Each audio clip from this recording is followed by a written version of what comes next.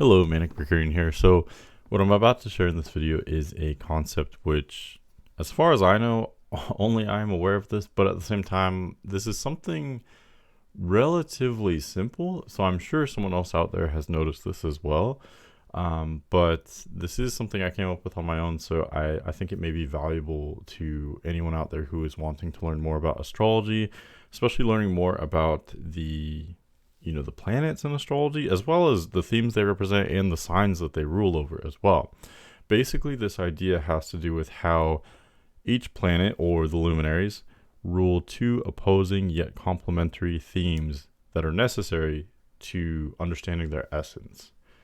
So I'm going to explain what I mean by that. I'll give you some examples, but first I need to explain a little bit of premise super quickly, just for those who may not be aware.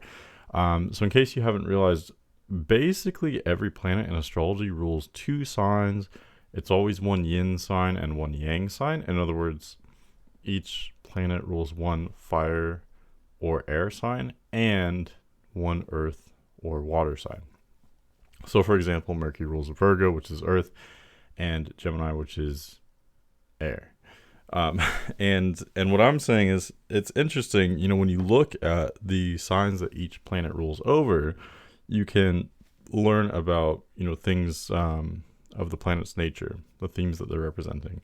And the reason why I did say, or the luminaries, it's because the sun and the moon represent sort of opposing yet complementary signs that are side by side, almost as if they are one planet in a way.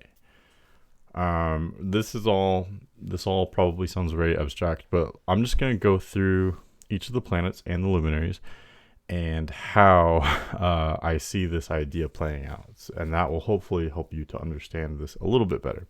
So let's start out with the luminaries. So we start out in the middle. This is a pattern. I keep describing this pattern. Maybe I'll display it on screen. I don't know, but you notice that the sun and moon represent these signs, Cancer and Leo in summer, and then on either side of those, Mercury represents two signs on either side, and then on either side of those, there are two Venus ruled signs. And as you go out, each planet, going farther away from the sun, rules two signs that are farther and farther away from that summer point.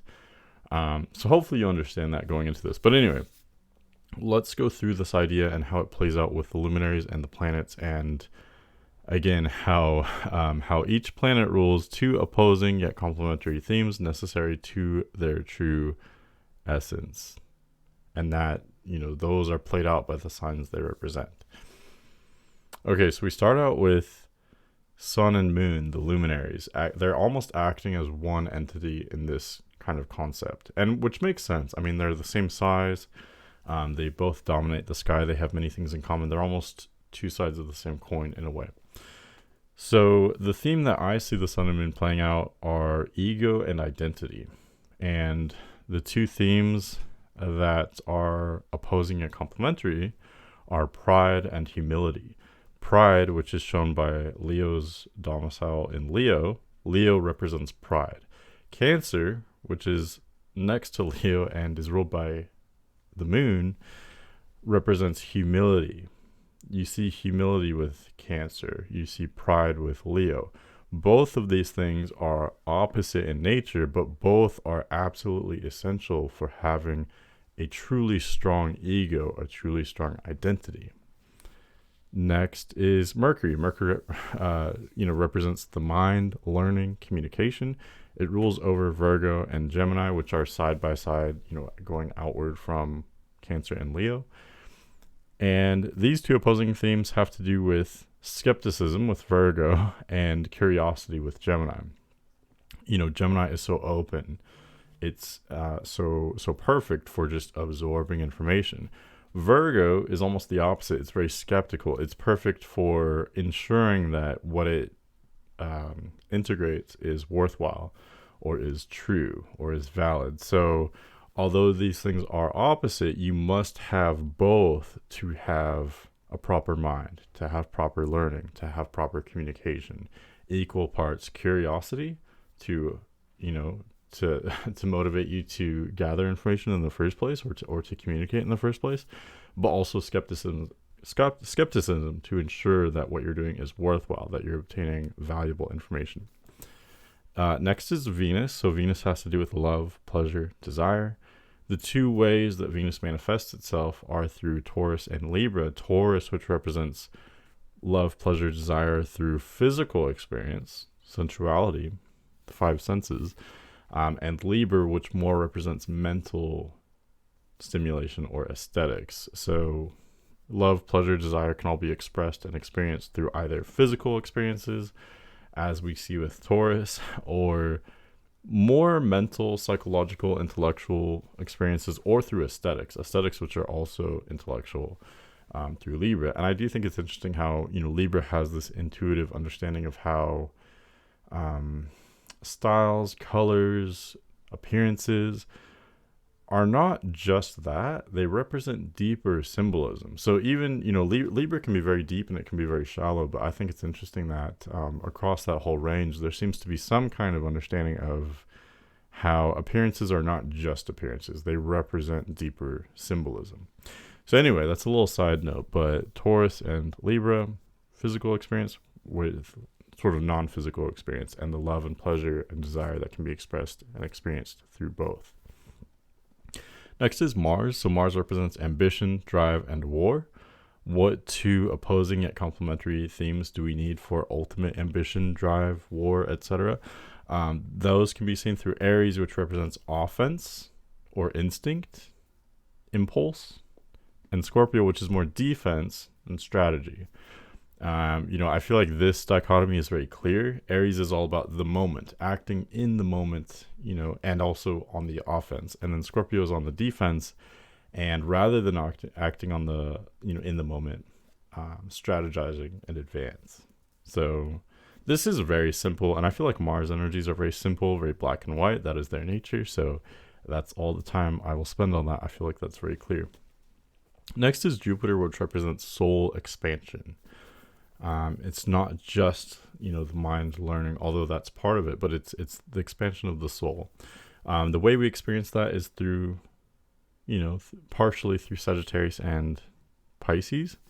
Sagittarius more represents physical experience. Sagittarius is the ultimate sign for being ready and able to expand the soul through physical experiences. Pisces, you could probably see where I'm going with this. Pisces is the ultimate sign for expanding the soul through spiritual or non-physical experience, emotional experience, things of that nature. Expanding the soul just through what's going on in your mind or your heart, etc. So again, we have a dichotomy of physical and non-physical, basically. And then lastly, with the traditional astrological planets would be Saturn. So this gets a little bit weird, I mentioned in the intro I did come up with this on my own. So once I saw this theme playing out with one or two planets, I pretty eagerly went through all the other planets and, tried to see, okay, how does this work? Does this work with all the other planets? And for Saturn, the direction I took it with is Saturn ultimately represents what kind of ideal long-term attitude we can have, long-term planning. This also applies to society.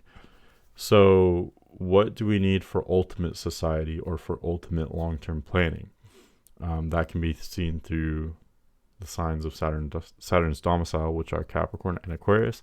Capricorn, which represents tradition, and Aquarius, which represents freedom and revolution. You could also see this as Capricorn representing conservatism with Aquarius representing liberalism, if you want to put it in a sort of American politicized context. But deeper than that, these two things represent two opposing yet necessary forces. To have ultimate society or ultimate long-term planning, you need equal parts tradition. You need some kind of security and consistency, using the wisdom from the past, and this is best exemplified by Capricorn. But you also equally need the themes symbolized by Aquarius, which are personal freedom, individuality, individual expression as well. So both are opposing, yet both are equally necessary for what Saturn ultimately represents.